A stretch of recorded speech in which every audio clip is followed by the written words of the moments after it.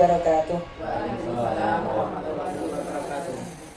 Innal hamdalillah nahmaduhu wa nasta'inuhu wa nastaghfiruh wa na'udzu billahi min shururi anfusina wa sayyiati a'malina may yahdihillahu fala mudilla lahu wa may yudlilhu fala hadiya lahu. Asyhadu an la ilaha illallah wahdahu la syarika lahu wa asyhadu anna Muhammadan abduhu wa rasuluh la nabiyya ba'da.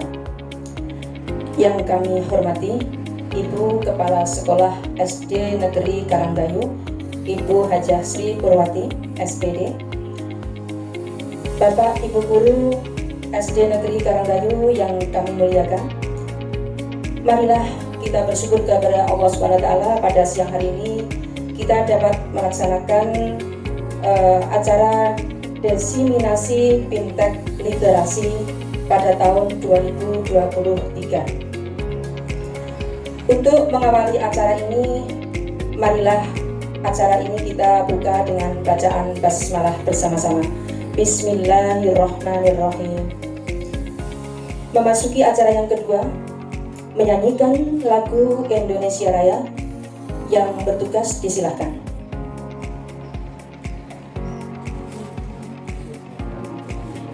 Hadirin dimohon berdiri.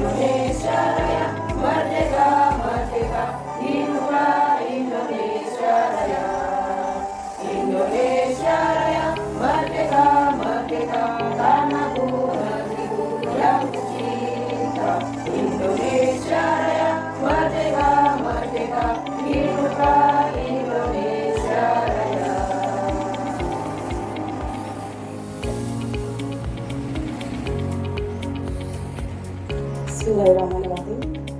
Assalamualaikum warahmatullahi wabarakatuh. Alhamdulillah wa syukurillah la haula wala quwata illa billah.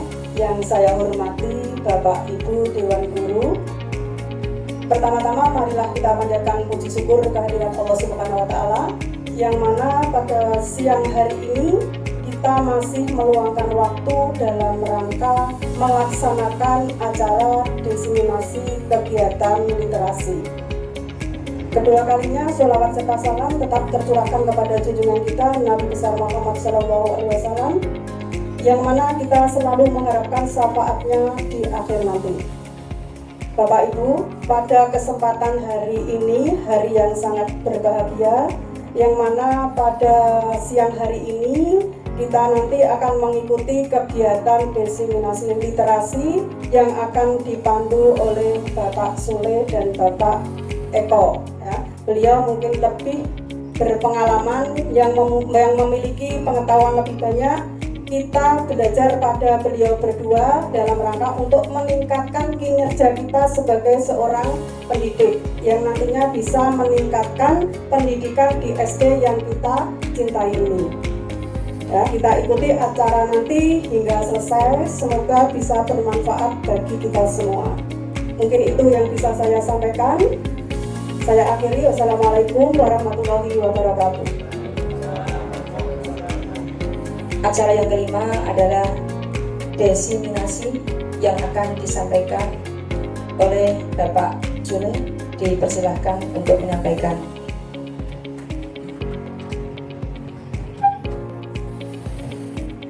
Baik Bapak Ibu, Assalamualaikum warahmatullahi wabarakatuh. Bismillahirrahmanirrahim. Alhamdulillah, wala haula wala quwata illa billah. Yang kami hormati Ibu Kepala Sekolah SDN Karanggayu dan Bapak Ibu Dewan Guru yang kami hormati pula. Pertama, puji syukur kita panjatkan kehadirat Allah SWT atas limpahan nikmat yang telah diberikan kepada kita sehingga pada siang hari ini kita bisa menyempatkan waktu untuk belajar bersama menindaklanjuti dari kegiatan yang telah diikuti oleh beliau, Ibu Kepala Sekolah dan Bapak Eko di Surabaya, Bapak. Selama 3 hari. Selama 3 hari ini merupakan oleh-oleh yang kemarin saya diberikan oleh-olehnya. Ya, saya juga mendapatkan dari Pak Eko karena sebelumnya juga belum mengetahui. Ya, insya Allah kita nanti intinya sama-sama belajar seperti itu. Tak lupa selawat dan salam semoga tetap tercurahkan kepada baginda Rasulullah Muhammad SAW, panutan kita, suatu hasanah bagi kita yang juga kita nantikan syafaatnya kelak di hari akhir. Bapak Ibu yang kami hormati, langsung saja di sini insya Allah nanti ada 4 materi sesuai yang kemarin dibagikan ke saya oleh Pak Eko, yang mestinya ada 7 materi, namun kita nanti mengambil 4 materi saja karena yang 3 diantaranya itu merupakan materi dasar yang mungkin juga sudah banyak diketahui oleh Bapak Ibu. Nah, untuk 4 materi ini nanti saya dibagi dua-dua Pak ya, kita berkolaborasi. Saya bagian memberikan gambaran ataupun kita belajar bersama, memberikan penguatan kepada kita semua terkait dengan apa itu literasi dan seterusnya. Kemudian nanti yang bagiannya Pak Eko langsung kepada aksinya, bisa dikatakan prakteknya di lapangan atau di sekolah kita untuk kegiatan literasi ke depan itu seperti apa, dan nanti bagiannya Pak Eko. Nah, untuk mengawali, karena saya bagian penguatan ya, tentang apa itu literasi, pastinya Bapak Ibu dalam dunia pendidikan literasi ini sudah sering kita dengar ya. Sudah beberapa dekade tahun yang lalu kita sudah sering mendengar literasi, kemudian ada salam literasi dengan kedua jari ya, melambangkan huruf L itu yang biasanya mungkin sering kita gunakan untuk foto bersama. Tapi kalau sekarang nggak boleh Pak, foto pakai gini karena dikhawatirkan nanti ada unsur politiknya. Nah, ini biasanya kita kenal dengan istilah salam literasi. Nah, mungkin secara awam kita bisa mengartikan bahwasanya literasi itu ya membaca. Literasi itu membaca, itu secara awam. Akan tetapi membaca yang seperti apa? Nah, ini nanti yang akan kita kupas. Kalau di Indonesia mungkin literasi baru booming beberapa dekade tahun yang lalu mungkin. Tetapi di beberapa negara literasi ini sudah jauh lebih ada, sekitar tahun 1900-an, 40-an itu sudah dikenal istilah literasi dalam dunia pendidikan. Sebenarnya, nah ini saya boleh mengkorelasikan atau menghubungkan ke yang lain. Kita sebagai umat Islam itu pada dasarnya juga pada awalnya Islam itu pertama lahir ataupun Islam yang dibawa oleh baginda Rasulullah, perintah pertama yang diberikan kepada Kanjeng Nabi atau kepada baginda Rasulullah itu sebenarnya juga perintah tentang literasi. Itu ayat pertama, wahyu yang pertama diturunkan kepada beliau baginda surat Al-Alaq ayat 1-5. Yang ayat pertama ini sangat kuat. Bismillahirrahmanirrahim. Di sini dalam beberapa riwayat dijelaskan Jibril menyampaikan itu kepada baginda, Iqra. Apa yang dikatakan Nabi? Saya tidak bisa membaca. Dikatakan lagi oleh Jibril kepada Nabi sambil mendekat, Iqra. Nabi pun menjawab dengan ucapan yang sama. Sampai 3 kali Jibril mendekat dan mengucapkan kalimat tersebut lengkap 1 ayat. Iqra bismillahirrahmanirrahim. Nah, dalam riwayat tersebut tidak ada bahwasanya Jibril di sini membawa kitab ataupun membawa catatan. Karena kita tahu Al-Quran sendiri diturunkan kepada beliau baginda Rasulullah itu secara berlangsung selama kurang lebih 23 tahun. Nah, di sini pun juga kita tahu bahwasanya Kanjeng Nabi itu dikenal sebagai orang yang ummi. Istilah ummi itu kalau di sini mungkin dikatakan orang yang buta aksara. Ya, tidak bisa membaca dan tidak bisa menulis. Lantas mengapa kok disuruh membaca? Apa yang dibaca? Padahal tidak bisa membaca, tidak bisa menulis. Dari sini pun sebenarnya kita mendapatkan makna yang mendalam tentang apa itu membaca. Membaca tidak hanya kita itu melafalkan teks atau simbol-simbol huruf, tetapi lebih daripada itu kita melafalkan kemudian memaknai atau kita mencermati, menghayati, memahami kemudian pada dasarnya nanti kita bisa mengaplikasikan atau mendemonstrasikan apa yang telah kita dapatkan dari informasi tersebut. Nah, ini sebagai persepsi awal, sehingga kita dalam memahami literasi ini pada prinsipnya sebenarnya juga merupakan bagian dari perintah agama. Ketika kita belajar tentang literasi, memahami literasi lebih dalam, tidak hanya sekedar sebagai tuntunan kita sebagai seorang guru, tuntutan kita sebagai guru memahami literasi, tetapi juga ini merupakan perintah agama kita, yaitu agama Islam. Baik Bapak Ibu, saya langsung scroll saja, karena prosesnya ini sebenarnya panjang untuk pengenalan terkait literasi ini. Kemarin saya juga sempat membaca sekilas-sekilas. Ini kok gambarnya potong Pak Eko, kalau bisa. Untuk tujuan ataupun apa yang nanti diharapkan dalam kegiatan ini, saya skip aja. Yang secara singkatnya, kita sama-sama belajar, itu aja. Jadi sama-sama berbagi, sama-sama belajar. Untuk memahami terkait literasi, ini ada beberapa hal yang mestinya pertanyaan atau pernyataan ya, yang mestinya kita diskusikan. Namun karena durasi waktunya mungkin yang mana ini kalau 4 materi itu disampaikan 3 hari, namun ini nanti tidak sampai 3 hari dan tidak sampai 3 jam pastinya, sehingga kita percepat saja ya. Ada untuk melatih ataupun juga menguatkan pemahaman kita terkait dengan apakah itu literasi, ada satu pernyataan, ada beberapa pernyataan pastinya. Yang pertama, ada satu pernyataan yang berbunyi literasi tidak hanya baca dan tulis. Kalau dari gambaran saya tadi terkait dengan penguatan awal, ketika saya membacakan satu ayat yang berisi tentang apa itu membaca yang diperintahkan Jibril kepada baginda Rasulullah, dan sekilas tentang apa yang saya sebut dengan membaca tadi, literasi. Jika ada pernyataan berikut, literasi tidak hanya baca dan tulis. Menurut panjenengan ini betul apa salah Bapak Ibu? Sepakat semua, oke? Pernyataan ini betul. Ya, kita koreksi dan memang betul. Pernyataan tersebut memang benar, bahwasanya literasi tidak hanya membaca dan menulis dalam pengertian sempit, di mana di sini kita mungkin mengeja, membaca dengan fasih dan keterampilan menulis yang mekanistik. Akan tetapi di sini lebih daripada itu, ada kemampuan yaitu memahami bacaan, kemudian menganalisis dan merefleksi dari apa yang telah kita baca. Nah, di sinilah nanti terlihat bahwasanya kita itu punya kecakapan dalam literasi. Demikian pula dalam menyaksikan gagasan. Ternyata literasi itu tidak hanya kita membaca, tetapi juga bagaimana kita menyampaikan gagasan, yang mana gagasan itu bisa berupa tulisan ataupun pemikiran secara verbal yang kita ucapkan dalam bentuk pendapat ataupun apa. Di situ terstruktur, analitik, kemudian kreatif dan juga imajinatif. Nah, ini nanti lebih singkatnya atau bisa kita simpulkan tentang makna literasi sendiri itu apa. Ini baru beberapa fondasi bagi kita untuk meningkatkan sedikit pemahaman kita terkait literasi. Kemudian Bapak Ibu, yang kedua, teks untuk kegiatan membaca atau untuk kegiatan pembelajaran tidak hanya teks tulis saja. Teks untuk kegiatan membaca atau pembelajaran itu tidak hanya teks tulis saja. Betul apa salah? Pernyataan ini, teks tidak hanya teks tulis. Ini pernyataannya ada teks untuk kegiatan membaca. Kira-kira betul apa salah? Oke, jawabannya adalah betul. Ya. Saat ini bahan ajar dan media pembelajaran harus bersifat multimoda. Ya, multimoda atau multimodel, banyak variannya, yaitu menggunakan lebih dari satu model. Bisa berupa media tulis atau cetak, kemudian visual atau pendengaran, gambar, video, kemudian audio itu berupa gambar, audio suara, maaf.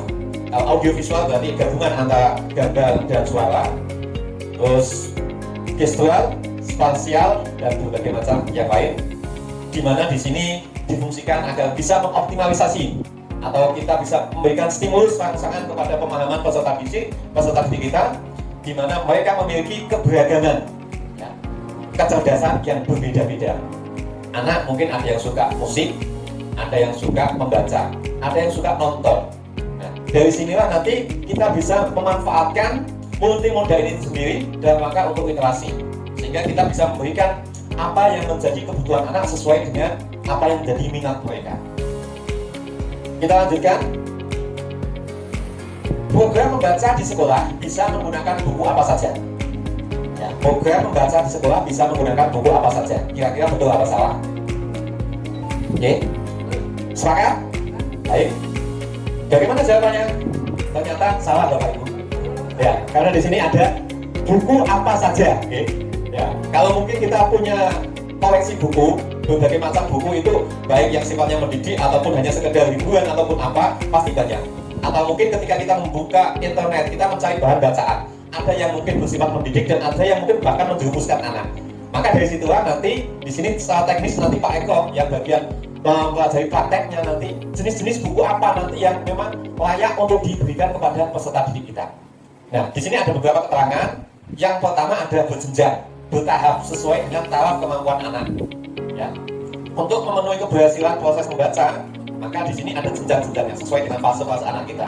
Kalau yang kecil mungkin lebih sukanya itu tulisannya yang besar, tetapi gambarnya banyak. Ya, yang anak-anak yang kelas 1-2 misalnya, mungkin sekilas dia hanya melihat gambar-gambarnya saja, tetapi memang dari situlah dia melakukan literasi karena taraf dia atau kemampuan dia mungkin memahaminya dari sisi gambar, ya, dari sisi gambar tadi. Ya, tetapi yang lebih dewasa mungkin lebih besar anak kelas fase berikutnya, maka nanti sudah ditambahkan buku teks bacaan. Begitu juga seterusnya. Nah, di sini buku yang digunakan adalah buku berjenjang. Ya. Kemudian juga mengandung yang namanya inklusivitas. Apa kayak inklusivitas ya? Buku ini khusus ya. Ya, khusus memang punya diperuntukkan untuk anak gitu. Ya, punya nilai khusus. Ya. Dan berisi ajakan kalau tidak salah. Inklusivitas itu kalau tidak salah punya nilai-nilai ajakan. Ya, bisa memberikan dorongan ataupun motivasi kepada anak pada suatu tujuan. Itu inklusivitas. Nah, di sini mungkin ada keterangan anti perundungan. Nah, ini yang saat ini juga sering menjadi permasalahan kita. Ya, di sini dan alhamdulillah selalu kita berupaya untuk mengatasi hal tersebut dengan berbagai cara. Ya. Anti perundungan, kemudian di sini toleransi, ya, saling menghargai perbedaan, juga perlu digunakan untuk mengembangkan karakter mereka. Selain buku pelajaran, guru menggunakan dari buku tersebut. Nah, ketika kita telah melihat kemampuan belajar siswa dalam hal literasi atau membaca, mereka sudah melalui fase-fase tadi, urutan tadi, maka boleh saja siswa kita lepaskan atau siswa kita biarkan untuk mandiri. Silakan kamu baca ini. Nah, ini kalau sudah kelas tinggi mungkin, ya beberapa bisa, tapi yang lainnya juga masih tetap membutuhkan bimbingan. 8. Pembelajaran membaca dapat dilakukan dengan melatih peserta didik menggabungkan bunyi huruf. Peserta didik menggabungkan bunyi huruf. Betul atau salah lagi? Pembelajaran membaca melatih peserta didik menggabungkan bunyi huruf. Yang kelas bawah ini dulu. Pastinya betul, ya, karena dia akan belajar mulai dari mengenal huruf, kemudian menggabungkan menjadi suku kata menjadi kata, kata menjadi kalimat dan seterusnya. Jadi kita mengajarnya secara fase bertahap seperti itu. Nah, inilah yang semakin menguatkan kita pemahaman kita terkait dengan literasi. Jika masyarakat awam menganggap bahwa literasi hanya mencakup kegiatan membaca fasih dan menuliskan rangkaian huruf dan kata semata, literasi juga sering dilanjutkan dengan pengetahuan terkait berbagai konten pengetahuan lintas disiplin sehingga mengalihkan pendidik dari tugas mereka yang esensial, yaitu penguatan literasi dalam proses pembelajaran. Maka di sini kita telah mengenal makna literasi lebih dalam, tidak hanya sekedar membaca ataupun menulis, tetapi jauh daripada itu, lebih dalam daripada itu adalah bagaimana siswa ketika selesai membaca, mereka bisa memaknai, mereka bisa mendapatkan informasi yang dia dapat dan bisa melaksanakan apa yang menjadi pengetahuan mereka. Maka di sini dapat disimpulkan bahwasanya literasi itu merupakan kompetensi peserta didik dalam memahami. Ini kata kuncinya. Yang pertama adalah mereka bisa memahami, kemudian menggunakan. Setelah paham, instruksi, informasi apa yang dapat dalam bacaan, kemudian mereka bisa menggunakan sesuai dengan informasi atau instruksi yang ada. Selanjutnya mengevaluasi, merefleksi berbagai jenis teks untuk menyelesaikan masalah dan mengembangkan kapasitas individu sebagai warga Indonesia dan warga dunia agar dapat berkontribusi secara produktif di masyarakat. Jadi jauh daripada itu, makna literasi adalah terkait bagaimana pengamalan, ya, tentang aplikasi dari disiplin ilmu yang mereka dapat. Nah, ini perlu diskusi, tapi kita percepat saja Pak. Oke, satu materi sudah selesai Pak, bagian saya. Oke, secara umum insya Allah dengan melihat bersama, mungkin nanti materinya bisa saja Pak kepada teman yang lain, karena belum tentu apa yang saya sampaikan ini bisa dipahami teman-teman, tetapi mungkin nanti yang punya istilahnya kegemaran membaca, mungkin informasi yang akan didapat itu jauh lebih mengena ketika mereka membaca. Jadi kita punya perbedaan dalam pemahaman literasi tersebut.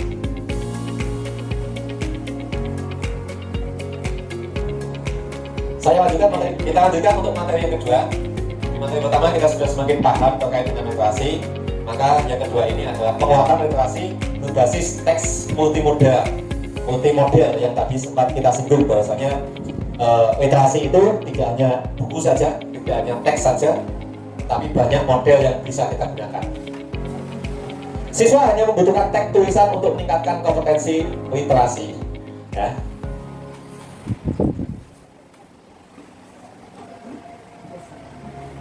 Ada istilah teks 4 set. Ini yang menjadi model-model teks yang nantinya bisa digunakan untuk kegiatan literasi anak-anak. Yang paling atas ada teks visual ataupun video, di mana ini untuk mengaktifkan pengetahuan latar, bisa berupa foto, video maupun logo. Kemudian ada teks yang mudah diakses untuk memastikan koneksi, bisa berupa buku fiksi, buku cerpen, dongeng, novel, puisi, dan lain-lain sebagainya. Kemudian yang ketiga, teks informasi untuk mengembangkan atau membangun pengetahuan tambahan, bisa berupa ensiklopedia, media massa, media cetak, majalah, koran, dan lain sebagainya. Kemudian yang keempat, baru ke buku teks pelajaran. Banyak sekali sebenarnya, yang mungkin sejauh ini kita baru berpusat pada satu itu yang dikenal, ya, teks sasaran yang menantang, itu buku teks pelajaran. Nah, yang lain sebenarnya ini bisa menjadi alternatif ataupun tambahan. Menggunakan 4 jenis teks multimodal dengan tema, ide, dan konsep yang sama dapat membantu peserta didik untuk membangun pemahaman dan pengetahuan lebih cepat. Nah, Bapak Ibu, mungkin saya nyinggung dengan materi yang pernah saya sampaikan pada teman-teman terkait Canva. Canva itu sekarang punya berbagai macam fitur. Selain membuat atau mendesain gambar-gambar, poster, dan lain sebagainya, Canva juga bisa digunakan untuk membuat video animasi ataupun video pembelajaran. Ternyata anak itu selain mempunyai potensi ketika dia itu lebih suka melihat dan mendengar melalui video, itu ternyata apa yang diserap oleh anak itu jauh lebih cepat jika dibandingkan mungkin beberapa anak dia mendengarkan saja apa yang kita jelaskan. Tetapi dengan dia melihat, mendengar, dan juga dari tayangan-tayangan berupa video, itu mungkin nanti akan jauh lebih mengena. Contoh, mungkin ketika anak-anak itu habis nonton film, kalau zaman dulu kita kan seringnya nonton TV, itu pasti paginya sekolah itu bisa bercerita pada teman. Ceritanya ini sinetron ataupun apa tadi malam itu, zaman saya sekolah dulu masih kecil itu ceritanya tersanjung atau tersandung gitu Pak. Itu lagi booming-boomingnya misalnya sinetron. Itu saya juga bisa menceritakan alur cerita yang sudah saya lihat tadi malam. Ya, ternyata begitu mengena ketika sebuah disiplin ilmu itu disampaikan melalui media itu. Namun semuanya juga tetap ada aturannya. Untuk media pembelajaran, kalau kemarin saya pernah mengikuti beberapa pertemuan di terkait membuat media video itu, video yang disajikan untuk media pembelajaran itu tidak panjang Pak. Jadi maksimal itu adalah 10-15 menit. Karena ternyata anak bisa fokus menyaksikan video itu ya hanya dalam durasi waktu itu. Kalau videonya lama, semua usia, ya kita bisa fokus dalam menyaksikan video pembelajaran khususnya bisa mengena. Itu ternyata dalam penelitian itu maksimal hanya 10-15 menit. Nah, kalau kita ngajak nonton baru kayak kemarin misalnya, mungkin di awal anak mungkin masih melihat, ternyata lebih dari itu, anak-anak sudah punya dunianya sendiri. Ternyata betul. Ya. Lebih dari 15 menit harus selesai, karena sudah gak fokus nanti. Oke, saya lanjutkan. Inilah yang dimaksud dengan 4 set multimodal kerangkanya. Nah, ketika jenengan melihat poster ini atau tulisan ini gabungan dari berbagai macam media untuk literasi ini, mungkin yang paling tampak itu yang paling besar adalah kata film. Ternyata memang film itu benar-benar bisa memberikan sebuah pemahaman ataupun makna yang mendalam kepada peminat atau pada penontonnya dibandingkan dengan mungkin pesan yang disampaikan melalui yang lain, buku, iklan, dan sebagainya. Tetapi melalui film ini sangat mendominasi ya dalam gambar tersebut. Teks multimodal merupakan teks yang disajikan melalui perpaduan model antara teks visual, gambar yang bergerak, tulisan atau aural, linguistik pendengaran ya Pak, ya, gestur, bahasa tubuh, dan spasial. Apa itu Pak? Ya, nanti kita pelajari bersama Pak Tahu, kita bertahu. Nah, visual, aural, linguistik, visual, dan spasial. Nanti dibagi aja Pak ya. Nanti bagian langsung actionnya, aksi nyatanya itu yang penting. Sudah 15 menit Pak Eko. Media teks multimodal, buku digital dan seterusnya, film, print, video, televisi, foto, audio, macam-macam Bapak Ibu yang bisa kita gunakan untuk kegiatan literasi. Sekilas saja. Nah, ada gambar, ini ada foto. Nah, ini yang sekarang tidak boleh. Ya. Padahal itu memang punya makna. Ya, punya makna. Ya, ini punya makna ketika melihat gambar itu. Ini kita juga literasi walaupun melihat gambar. Ada pemahamannya kita dapatkan. Kemarin kita sudah dibagi sama Pak Eko bentuk buku-buku dalam 2 link Pak Eko ya. Sempat sampaikan saya buku Si Budi atau apa itu Pak Eko? Gitu. Ya, Si Budi sama buku perpustakaan itu ya. Sempat juga sudah saya masukkan di website SD Talir gitu. Nah, nanti di kolom halaman perpustakaan digital itu nanti sebenarnya kalau anak bisa mengakses itu, anak bisa memilih berbagai macam judul buku dan juga sesuai dengan fase yang dibutuhkan anak. Di buku LKS kita di kelas sebenarnya juga sudah ada kayak gini Bapak Ibu. Kalau mungkin kita pernah ngamati buku LKS yang ada kelas 5 itu ada barcode di sini. Misalnya kita scan, itu biasanya nanti muncul video YouTube ataupun apa untuk penguatan materi. Dan saya coba ya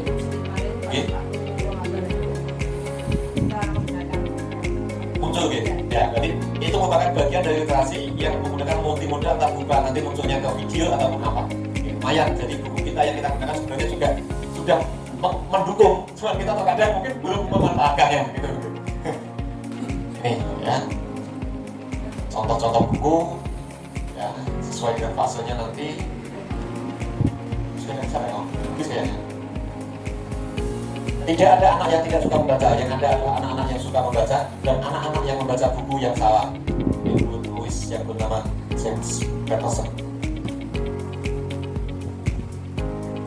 Ini ada linknya sebenarnya, nanti bisa dibagi Pak Eko. Kalau mungkin anak nanti prakteknya Pak Eko bisa menyiapkan formula bagaimana supaya anak ini bisa mengakses buku yang ada, buku-buku yang berbagai macam yang sudah disediakan oleh pemerintah, baik buku yang fiksi maupun non fiksi. Kemarin di link itu sudah saya sepakat juga, memang banyak sekali. Oke, terima kasih Bapak Ibu. Sudah selesai materi. Kurang lebihnya mohon maaf. Mungkin banyak yang kurang pas dan nanti bisa disempurnakan oleh Pak Eko. Saya kira Assalamualaikum warahmatullahi wabarakatuh. Yang saya hormati Bapak Ibu guru sekalian, di sini karena waktunya terlalu cepat ya, jadi harus lebih cepat untuk penyampaiannya. Saya menyambung dari Pak Sulaiman. Ya, tadi sudah diberitahukan bahwa literasi dengan multimodal. Jadi banyak sekali literasi yang dapat kita kembangkan. Sebagai guru, kita bisa menggunakan berbagai macam bentuk dari media untuk disampaikan kepada peserta didik. Nah, pada kesempatan kali ini saya akan menyampaikan strategi pemanfaatan bahan bacaan multimodal dalam menguatkan lingkungan belajar. Nah, tadi sudah disampaikan bahwa multimodal itu adalah banyak sekali, ada unsur visualnya, ada unsur linguistik, ada audio visual dan sebagainya. Nah, dalam kegiatan ini nanti kita akan membangun strategi lingkungan fisik yang kaya teks dan lingkungan afektif untuk menumbuhkan minat baca siswa, serta akan mempraktikkan membangun lingkungan akademik melalui pemanfaatan bahan bacaan untuk meningkatkan minat baca siswa. Nah, Bapak Ibu coba diperhatikan gambar. Menurut Bapak Ibu, jika kondisi kelas seperti pada gambar berikut, mungkin bagaimana perasaan sebagai peserta didik yang bagian kanan? Nah, di situ ada kelas yang banyak sekali tempelan-tempelannya sampai digantung-gantung. Nah, bagaimana menurut Bapak Ibu? Apakah siswanya lebih nyaman atau bagaimana? Kalau kondisinya bagaimana? Bosan gitu. Kalau melihat banyak sekali tempelan sampai bingung membacanya. Nah, dibandingkan dengan yang sebelah kiri atau sebelah kanan, nah, di situ lebih rapi, lebih tertata, dan lebih edukatif. Jadi Bapak Ibu guru harus mendesain kelasnya sesuai apa yang dibutuhkan siswa. Jadi jangan asal ditempel. Kemudian menurut Bapak Ibu, apakah perpustakaan ini dapat menumbuhkan minat baca? Coba bisa diperhatikan, di situ ada gambar perpustakaan yang sebelah kanan, ada tengah, itu ada alat musiknya, kemudian ada yang di sebelah kiri, semperawut seperti kuda.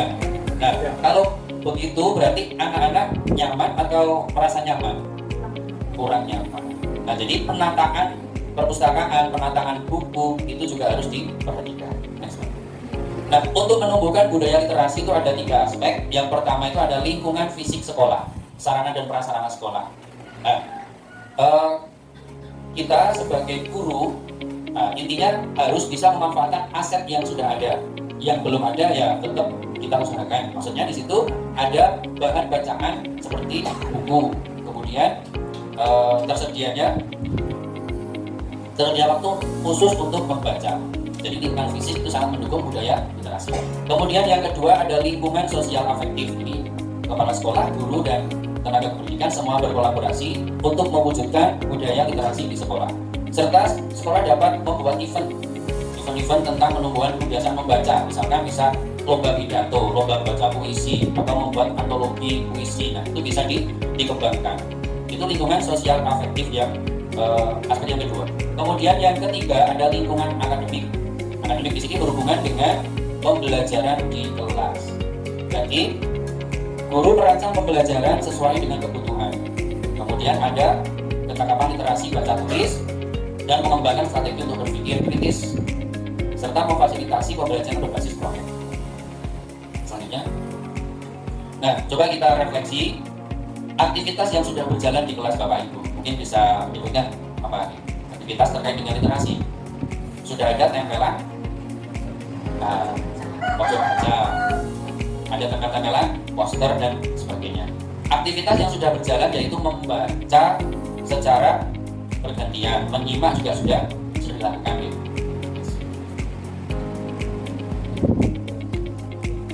Nah, apakah yang dimaksud dengan lingkungan kaya teks? Nah, maksudnya di sini kaya teks itu bisa melalui majalah cerita didik, majalah teks, mural, papan buletin, grafik dan sebagainya. Intinya kita harus banyak memperkaya teks di lingkungan sekolah supaya apa? Anak-anak itu bisa membaca, bisa memahami, sehingga nanti bisa menumbuhkan minat baca anak. Lingkungan kaya teks menawarkan banyak kesempatan bagi peserta didik untuk mengembangkan kebiasaan dan keterampilan berliterasi.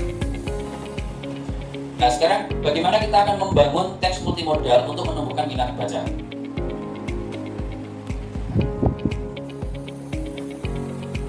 Nah, di sini Bapak Ibu ada beberapa area lingkungan yang dapat menumbuhkan minat baca siswa. Yang pertama ada sudut baca. Sudut baca, pojok baca, perpustakaan sekolah, dan lingkungan sekolah.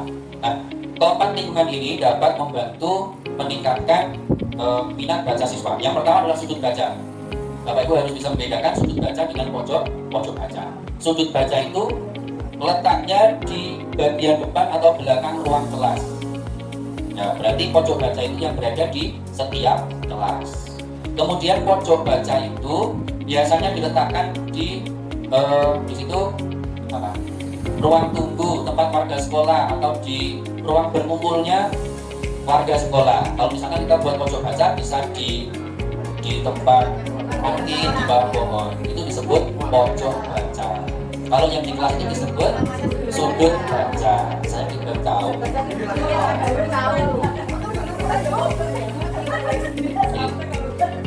Kemudian lingkungan yang berikutnya adalah perpustakaan sekolah. Tentunya harus ditata dengan rapi. Dan lingkungan sekolah seperti mading kalau perlu kita insya Allah bisa dibuatkan secara sederhana. Dan nanti untuk prakteknya setiap kelas akan membuat sudut baca yang sangat sederhana seadanya. Nggak harus yang bagus, nggak harus yang lengkap buku-bukunya. Nah, ini untuk mengembangkan sudut baca kelas. Nah, kalau Bapak Ibu perhatikan di gambar itu anak-anak enjoy ya dalam membaca di dalam kelasnya.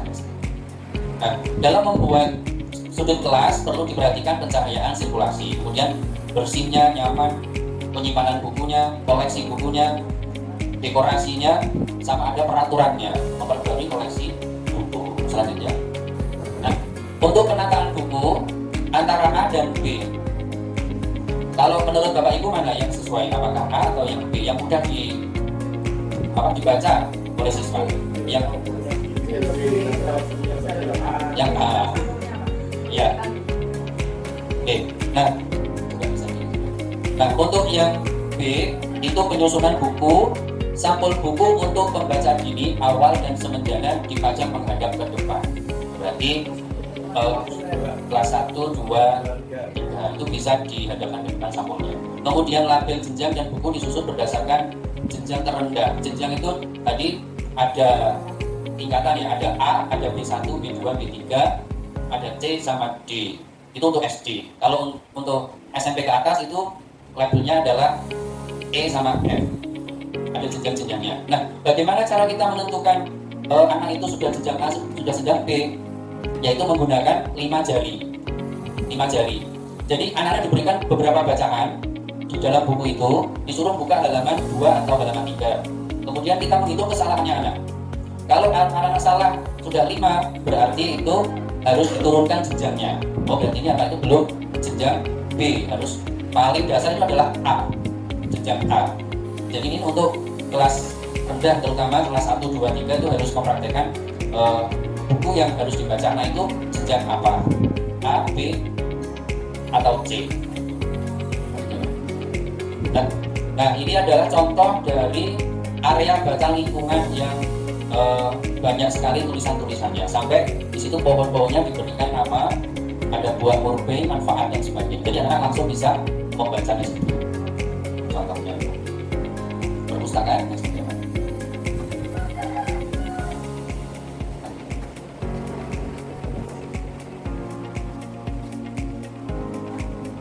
Nah, ini bentuk-bentuk membaca. Nah, bentuk-bentuk membaca menurut Bapak Ibu dengan menggunakan buku-buku berikut. Bentuk kegiatan membaca apa saja yang dapat kita lakukan untuk menumbuhkan minat baca peserta didik. Nah, guru bisa membaca nyaring atau membaca bersama. Anak membaca buku secara mandiri maupun berpasangan. Guru mendampingi dan mengapresiasi anak membaca. Guru menjadi teladan dalam membaca. Ada 4 strategi untuk mengembangkan minat baca siswa yang dilakukan oleh guru. Nah, membaca nyaring itu anak-anak diajak untuk berkomunikasi, kemudian bapak ibu guru di kelas bisa membacakan teks, apapun itu, boleh fiksi maupun non fiksi yang sesuai dengan fase peserta didik. Ini harusnya ada prakteknya, praktek ruangan, ada praktek membaca nyaringnya. Next. Ini videonya.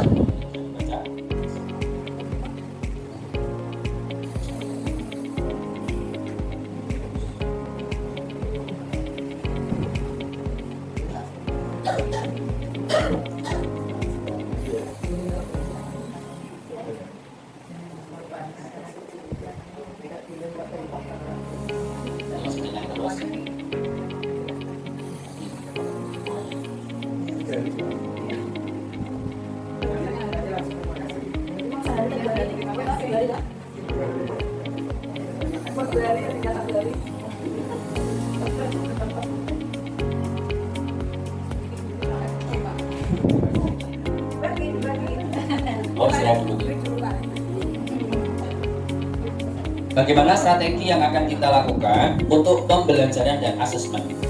Nah, next Pak. Nah, melalui beragam asesmen dalam pembelajaran yang menguatkan literasi, mengenali dan mempraktikkan berbagai strategi pembelajaran yang menguatkan literasi. Nah, nanti kita akan belajar EGRA. Nanti mohon diperhatikan untuk Bapak Ibu kelas 1, 2, 3, karena nanti akan praktek langsung. Dan nanti hasilnya akan dilaporkan, dikirim. Next one. Langsung aja. Nah, membaca nyaring untuk pembelajaran. Nah, yang pertama di situ sebelum kegiatan adalah mengorientasikan peserta didik ke buku dan mengkoneksikan ke tujuan pembelajaran. Nah, maksudnya di situ kita bisa membacakan judulnya, kemudian kita bisa memberikan stimulus ke anak-anak bahwa coba anak-anak tebak nanti ceritanya seperti apa. Nah, Jadi untuk membangkitkan minat itu harus dengan pertanyaan yang menantang atau yang membuat anak itu berpikir untuk membaca buku itu. Kemudian bisa mendeskripsikan sampul buku, memprediksi isi dari sampul tersebut. Kemudian saat membaca, fokus terhadap kalimat, gambar, ekspresi yang menghubungkan dengan pencapaian tujuan pembelajaran. Bisa dilakukan dengan membimbing berhenti pada bagian tertentu lalu diskusikan. Tidak hanya terus, kemudian kita lanjut sampai terakhir, bukan begitu. Harus ada jedanya untuk anak-anak itu bisa menerima apa makna dari bacaan yang dibaca bersama itu. Kemudian melakukan asesmen formatif dengan tanya jawab, menjawab beberapa pertanyaan yang berada di dalam buku tersebut. Setelah membaca, anak-anak bisa diajak untuk menyimpulkan dan menegaskan kembali kompetensi dan konsep dalam tujuan pembelajaran itu. Next part.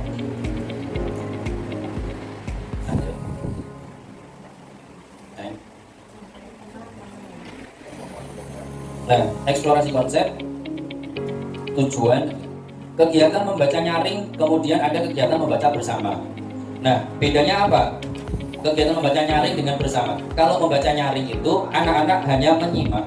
Kalau membaca bersama itu anak-anak diajak membaca bersama dengan gurunya. Ada mengembangkan kegemaran kebiasaan budaya membaca. Ini contoh-contohnya buku. Nah, tadi Pak. Oke, berikutnya. Nah, ini. Pembelajaran yang menguatkan literasi itu adalah kegiatan pembelajaran yang dapat meningkatkan kompetensi literasi peserta didik melalui beragam strategi membaca dan menganalisis bacaan. Ada dua tadi strateginya, yaitu membaca nyaring dan membaca bersama. Kemudian ciri-ciri pembelajaran yang menguatkan literasi, menumbuhkan minat membaca dan rasa ingin tahu. Jadi anak-anak itu penasaran apa isi bukunya. Makanya anak-anak bisa menyelesaikan satu buku, bisa membaca bersama ataupun membaca nyaring. Yang kedua, mendorong kemampuan peserta didik untuk memahami dan mengkritisi isi bacaan. Itu ciri-cirinya. Yang ketiga, mengintegrasikan kecakapan literasi dengan kegiatan pembelajaran lintas mata pelajaran. Jadi tidak hanya tadi bahasa Indonesia. Nah, bagaimana caranya? Yang pertama, kita menganalisis ATP, TP atau KD yang tidak diajarkan dengan strategi literasi. Menganalisis apakah kemampuan prasyarat yang diperlukan. Kalau kita melihat peserta didik atau anak didik kita kan bermacam-macam latar belakang. Ada yang belum bisa membaca, ada yang masih terbata-bata, ada yang sudah lancar tapi belum mengerti maknanya. Dan itu kita harus tahu. Kemudian yang kedua, menentukan buku yang tepat untuk digunakan bersama TP dan KD tersebut. Yang ketiga, mempersiapkan diri terhadap buku. Bisa kita membaca dulu, memahami konteks sosial budaya, kemudian bisa mereview buku. Setelah itu menyusun langkah-langkah pembelajaran. Kemudian menentukan asesmen yang tepat untuk TPKD tersebut, serta menyiapkan lembar kerja yang digunakan sebagai formatif sesuai TPKD tersebut.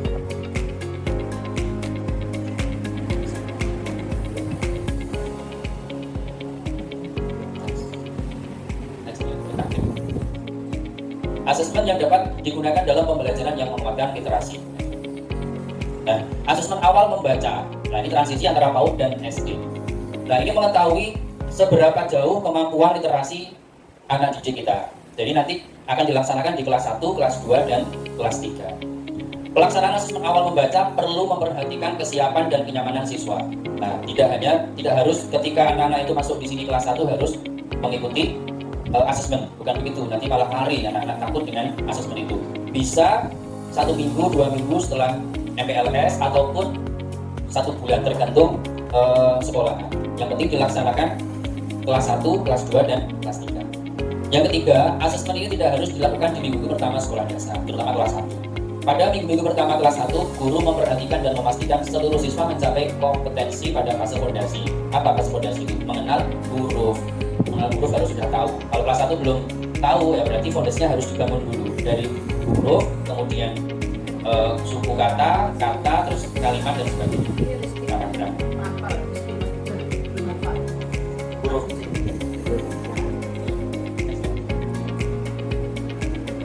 Nah, mengenal literasi awal dan pembinaannya di PAUD, SD, ini nanti ada videonya, tapi nggak perlu diputar, nanti biar dibaca. Ini next. Nah, ini ada beberapa pernyataan untuk apa asesmen awal literasi. Bagaimana menurut Bapak Ibu?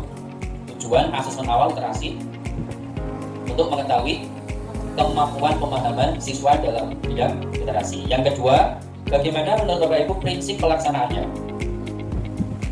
Gimana?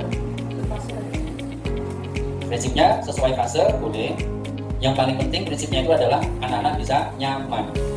Nah, tidak ada tekanan apapun, nyaman, dan kita bisa melakukan asesmennya. Yang ketiga, bagaimana langkah-langkah melakukan asesmen awal literasi? Kita menyiapkan dulu indikator atau pertanyaan-pertanyaan yang akan diasesmenkan. Bagaimana menafsirkan hasil asesmen literasi dan menindaklanjutinya. Jadi setelah kita nanti melakukan asesmen itu, kita bisa menentukan bahwa anak ini butuh bimbingan atau bisa membaca mandiri. Selanjutnya, apa yang harus disiapkan guru untuk melakukan asesmen awal literasi? Tadi sudah yang tempat, kemudian ada beberapa pertanyaan yang harus dijawab oleh siswa. Next, Pak. Nah, ini adalah EGA yang saya katakan tadi, membaca nama huruf. Ini yang paling dasar. A, B, C sampai Z harus bisa menulis sama bisa membaca. Jangan-jangan nulisnya kebalik dan sebagainya. Berarti belum paham. Terutama kelas 1, kelas dasar ini harus sudah paham huruf. Setelah itu membaca suku kata. Biasanya gabungan dari dua huruf. B-A atau B-A, B-A-K, bak. Itu harus sudah bisa paham. Setelah anak bisa paham itu berarti dia naik tingkat menjadi membaca kata. Sudah bisa membaca misalkan guru, nah, sudah bisa membaca. Sekolah sudah bisa. Kalau sudah bisa berarti dia sudah naik tingkat menjadi menyimak dan memahami teks yang dibacakan. Kemudian disuruh menjawab beberapa pertanyaan. Yang kelima, membaca fasih dan memahami bacaan dengan mandiri. Ini sudah tingkat tinggi, sudah anak-anak sudah paham apa yang dibaca dan bisa menafsirkan, bisa mengambil makna dari bacaan itu. Nah, langkah yang keempat dan kelima tadi sudah ya, yang harus dijawab beberapa pertanyaan sesuai dengan yang diberikan oleh guru.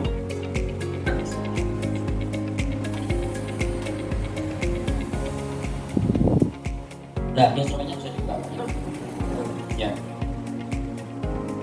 Nanti sudah disiapkan instrumennya, tinggal mempraktikkan untuk Bapak Ibu yang kelas 1, kelas 2, dan kelas 3.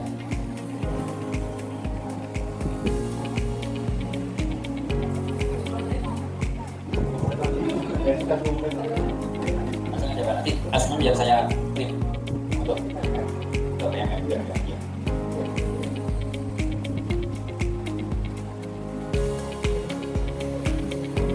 Ya nanti aja dulu yang next ada dulu Pak.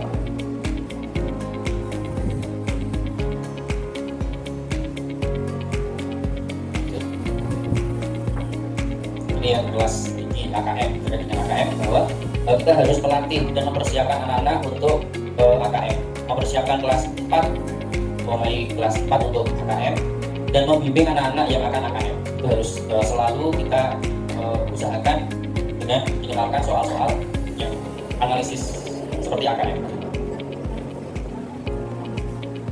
Nah, ini bisa dibaca nanti ya, banyak informasi dan sebagainya.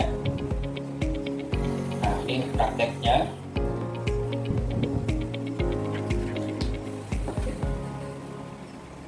Level kognitif kompetensi, misalkan ini ada gambar seperti itu, maka anak-anak itu bisa melihat apa yang ada di gambar. Misalkan itu memahami informasi, menemukan informasi. Aspek yang diukur adalah pemahaman, jenis pertanyaannya adalah literasi. Apa yang harus dilakukan Bena agar tidak mengantre kamar mandi?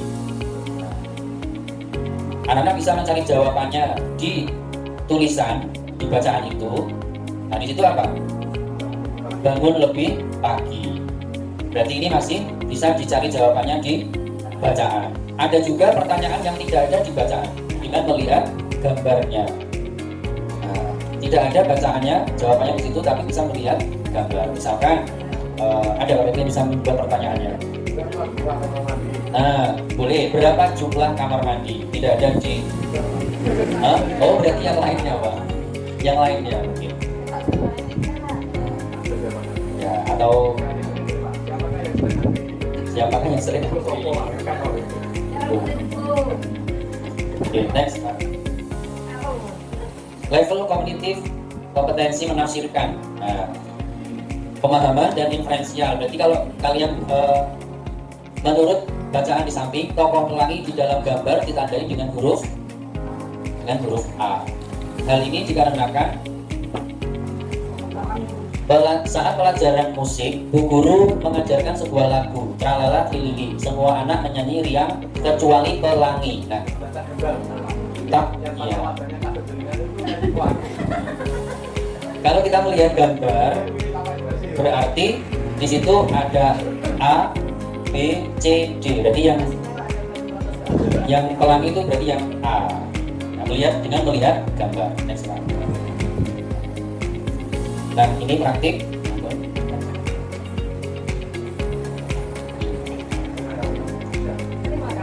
Terima kasih. Alhamdulillah. Nanti untuk materi bisa dibagikan karena sangat banyak sekali, kalau cuma 2 jam tidak mungkin. Untuk berikutnya tahap aksi untuk minggu depan, Bapak Ibu guru dimohon untuk membuat sudut baca sederhana, mungkin sederhana. Nanti difoto, dibuat laporan ke Dinas Provinsi. Nah, kemudian untuk kelas 1, 2, 3 melakukan asesmen awal. Nanti instrumennya saya berikan, tinggal nanti melaksanakan ke anak-anak. Nanti tahu anak-anak itu sudah di level berapa dalam literasinya. Apakah sudah bisa memahami atau baru bisa membaca huruf.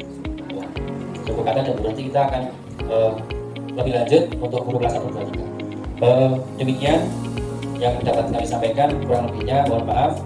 Saya akhiri, wassalamualaikum warahmatullahi wabarakatuh. Sampaikan oleh Bapak pemateri pada siang hari ini, begitu banyak ilmu yang sudah kita dapat. Insya Allah atas bimbingan beliau berdua, nanti kita akan melangkahkan kaki untuk menindaklanjuti ilmu yang sudah kita dapat tadi. Alhamdulillah Bapak Ibu, pada siang hari ini kita sudah melaksanakan sosialisasi diseminasi BIMTEK literasi dengan sangat antusias sekali. Maka baiklah pada siang hari ini acara diseminasi BIMTEK literasi kita tutup dengan membaca bersama-sama. Alhamdulillahirabbil alamin. Kami selaku pembawa acara mohon maaf apabila ada salah kata. Akhirul kalam, wassalamualaikum warahmatullahi wabarakatuh.